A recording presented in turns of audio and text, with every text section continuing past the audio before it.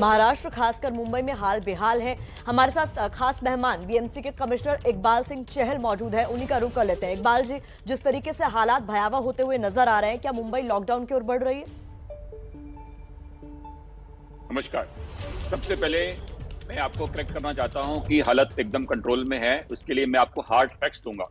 मैं हमेशा फैक्ट्स पे बात करता हूं। हमारा जो ये थर्ड वेव है उसका डे 17 है, 17वां दिवस है। 21 दिसंबर के बाद में जब हमारी पॉजिटिविटी बढ़ने लगी, 1% से ऊपर गई, लगातार बढ़ती अभी 30% पे आ गई है।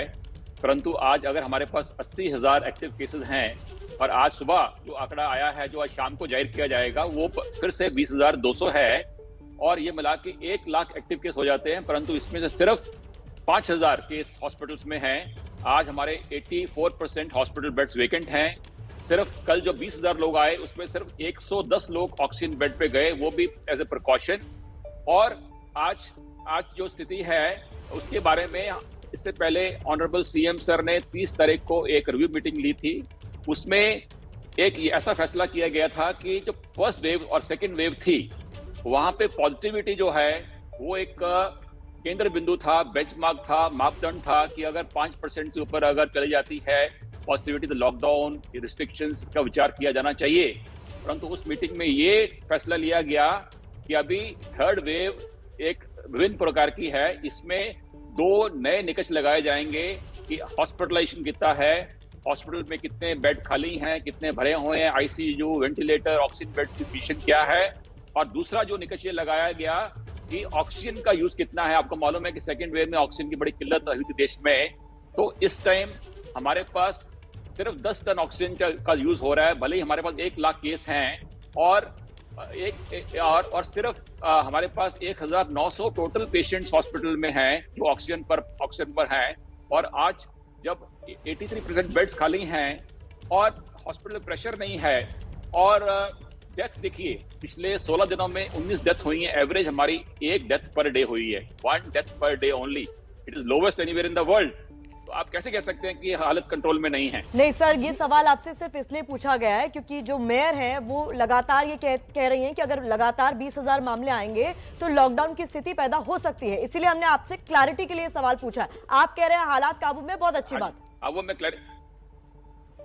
मैं क्लैरिफाई करूंगा कि जिस दिन ऑनरेबल सीएम सर ने हमारी 30 तारीख को रिव्यू मीटिंग ली थी, उस दिन ये डिसाइड किया गया था कि एक बार अगर केसेस ये बढ़ के 20,000 के ऊपर चले जाएंगे तो हम उसमें वापस हम रिविजिट करेंगे कि और क्या क्या रिस्ट्रिक्शन लगानी है। क्योंकि 30 तारीख को हमने सिर्फ एक रिस्ट्रिक्शन लगाई थी, वो ये थी कि रात को 9 से लेके सुबह 6 बजे तक 5 लोगों से ज्यादा असेंबली हमने बैन की थी।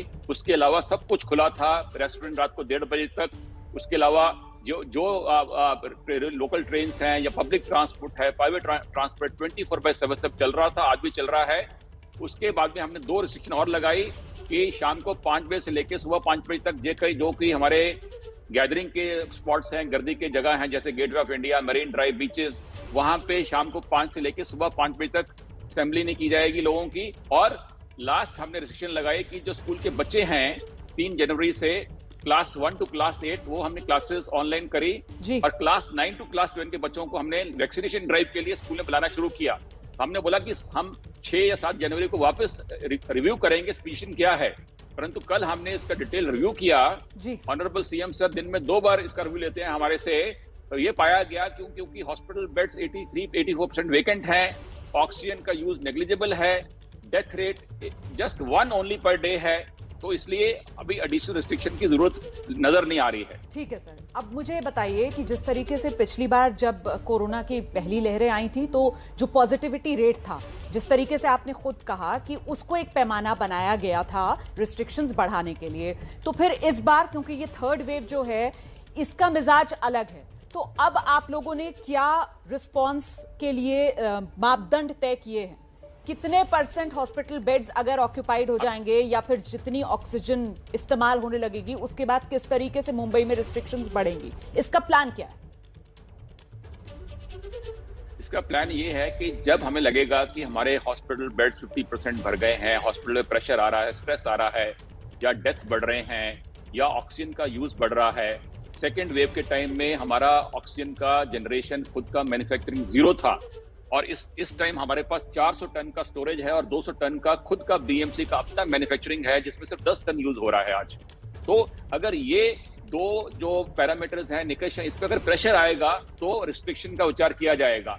परंतु आज जो पोजीशन है उस पोजीशन के हिसाब से कोई ऐसा कोई नजर नहीं आता है कि रिस्ट्रिक्शन और लिए जाने चाहिए।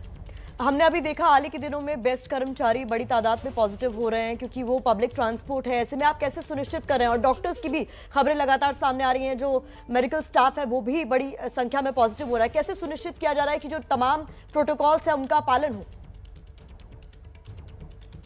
इसमें देखिए, जो ओमाइक्रॉन के बारे में आपको मैं 2-3 बातें बताना चाहूंगा जो हमारे स्टेट टास्क फोर्स एक्सपर्ट्स ने हमें गाइडेंस दिया है कि ओमाइक्रॉन जो वैक्सीनेशन जो है, वैक्सीनेशन को चाहे उसकी शील्ड को क्रॉस करता है, ब्रेक थ्रू करता है, परंतु उसका जो सिम्टम बहुत ही कमजोर रहते हैं, बहुत ही माइल्ड रहते हैं।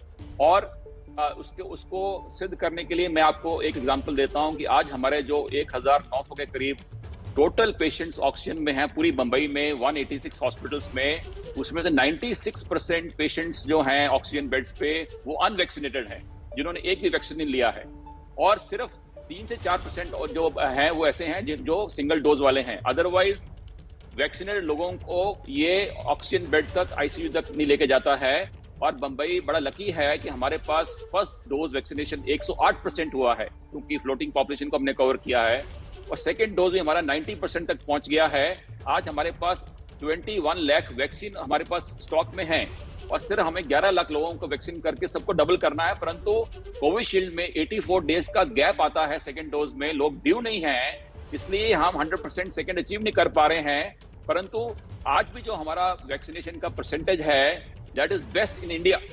इसलिए आज ओमाइक्रॉन जो वैक्सीनेटेड लोगों को हानि नहीं पहुंचा रहा है, परंतु जो हमारे राज्य के या देश के दूसरे हिस्से हैं जहां पे वैक्सीनेशन लो है, वो ये ना समझें कि ये फ्लू है, वहां पर अनवैक्सीनेटेड लोगों को ये ओमाइक्रॉन वेरिएंट जो है उनको ऑक्सीजन और आईसीयू बेड तक पहुंचा सकता है। बड़ी बात आप कह रहे हैं सर, बहुत बहुत शुक्रिया आईबीपी न्यूज के लिए वक्त निकालने के लिए। तो मुंबई के लोगों को वैक्सीन का कवच, इसी वजह से हालात इस वक्त मुंबई में पूरी तरीके से संभले हुए। बीएमसी के कमिश्नर इकबाल सिंह चहल को आप सुन रहे थे, जिनकी तरफ से कहा जा रहा था कि कोई गंभीर हालात मुंबई में नहीं है, स्थिति पूरी तरीके से काबू में है।